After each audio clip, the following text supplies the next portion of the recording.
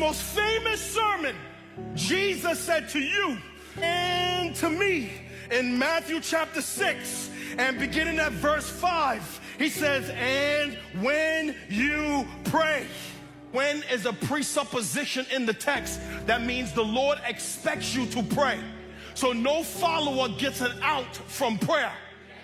It's not for pastors, it's not for leaders, it's for every follower of Christ. Not if you pray, when you pray. That is, the Lord expects you to pray.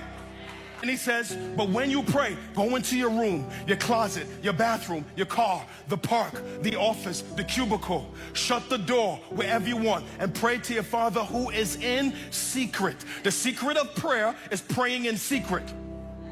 Secret of prayer is praying in secret.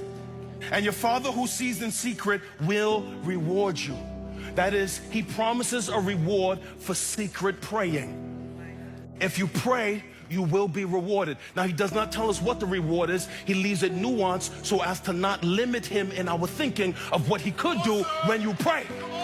That is, the Lord did not cap God to what he could do when you pray. That is, he can do anything he desires to do in the context of his will. He says, man, go in your room, shut the door during the consecration in secret and keep crying out to God in secret. Verse 7, and when you pray, do not heap up empty phrases as the Gentiles do, for they think that they will be heard with their many words. Do not be like them, but your Father knows what you need before you ask. You know what he's saying? Pray with honesty, pray with security. That is, just be honest about what your need is and pray that God will, in such a way that you have an assurance that God will hear you when you pray. You don't got to impress him with speech. Oh Lord, thou art great and awesome. Like, you think if you don't pray King James English, the Lord won't hear. Sometimes the best prayer is like, Lord, help this dude right here.